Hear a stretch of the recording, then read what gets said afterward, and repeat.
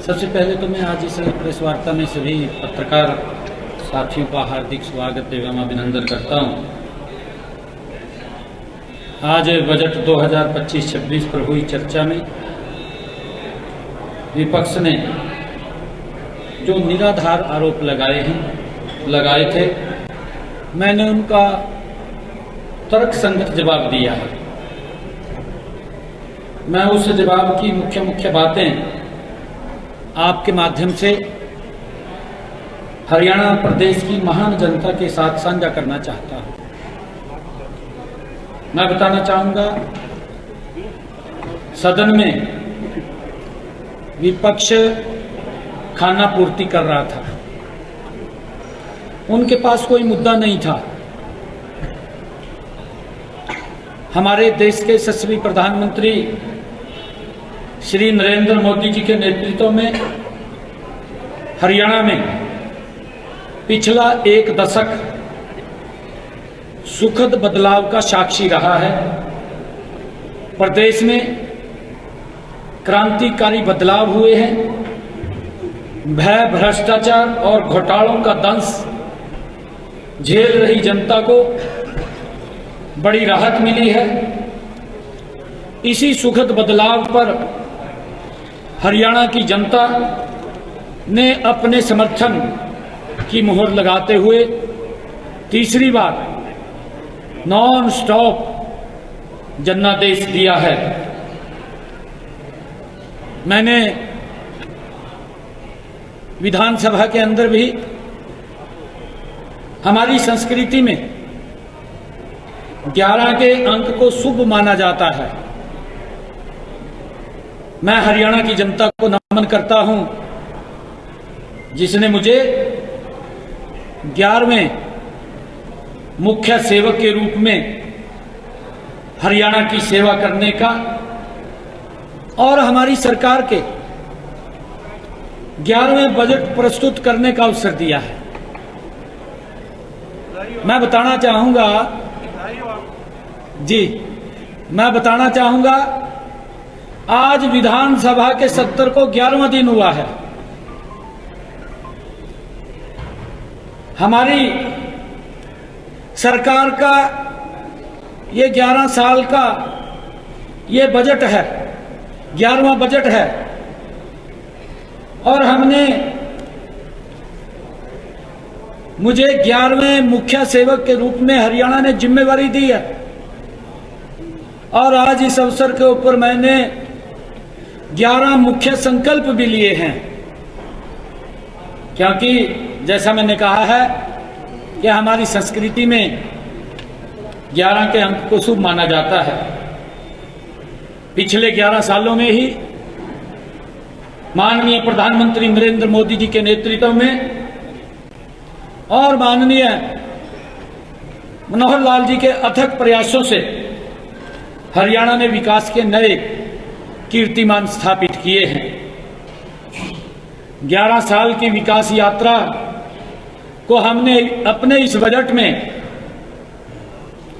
Budget के माध्यम से 3 गुना रफ्तार दी है। इस बजट के 11 ऐसे प्रमुख बिंदु हैं जो हरियाणा प्रदेश के विकास में मील का पत्थर साबित होंगे। Number 1, department of future, 2000 crore रुपए का स्टार्टअप्स के लिए फंड ऑफ फंड्स बनाने की योजना, नशे के विरुद्ध संकल्प प्राधिकरण का गठन, मिशन 2047 के लिए टास्क फोर्स का गठन, नकली बीज और कीटनाशक बेचने वालों के खिलाफ बिल, गांव में महिला चौपाल बनाने की शुरुआत, हर जिले में एक गो अभयारण्य बनाने की घोषणा, अनाधिकृत औद्योगिक कॉलोनियों को नियमित करना, हर जिले में एक राजकीय मॉडल महाविद्यालय बनाने की घोषणा, दिव्यांगजनों के कोष का गठन करना और सभी दिव्यांग भाइयों बहनों के लिए मुफ्त बस यात्रा की घोषणा। और 11वां, अपनी बहनों के लिए लाडो लक्ष्मी योजना के लिए 5,000 करोड़ रुपए का प्रावधान।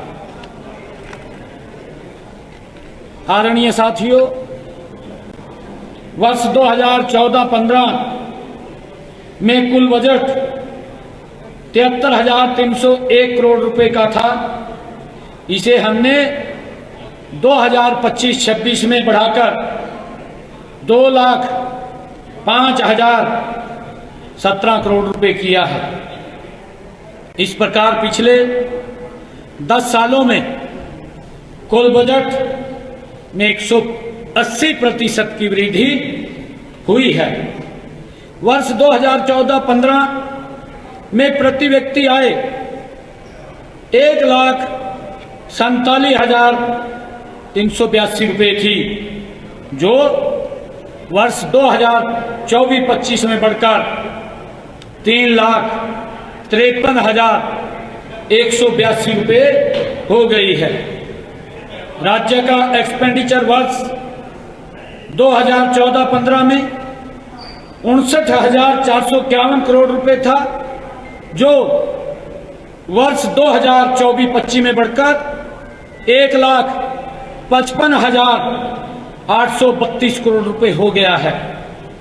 राज्य का ऋण 2004-05 में 17,347 करोड़ रुपए था। अगले 10 वर्षों में यह लगभग 5 गुना बढ़कर 2014-15 में 96,875 करोड़ रुपए हो गया था। इसकी तुलना में अगले 10 वर्षों में 2014-15 से 2024-25 में यह कर्जा लगभग 3 गुना ही बढ़ा है।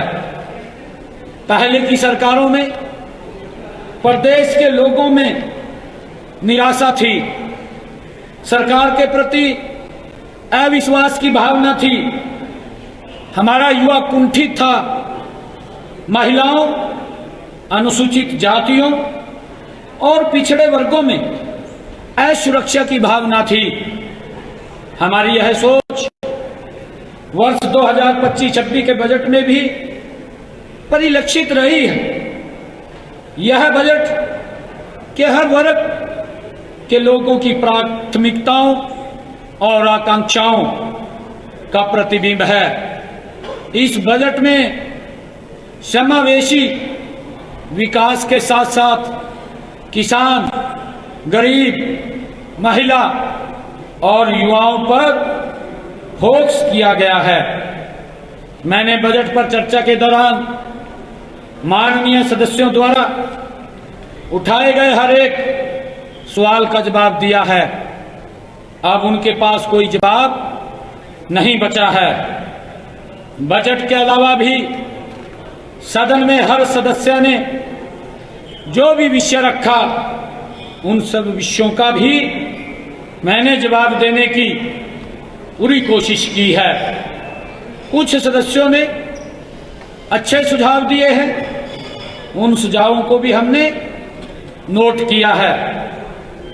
माननीय प्रधानमंत्री श्री नरेंद्र मोदी जी के मेरा कहने का भाव है कि सबका साथ, सबका विकास, सबका विश्वास और सबका प्रयास विजन के साथ हमारी सरकार हरियाणा को विकसित करने के लिए 3 गुना गति से कार्य कर रही है। यह बजट बिना किसी नए कर के और बिना किसी नई फीस के धाकड़ हरियाणा का धाकड़ बजट है। आज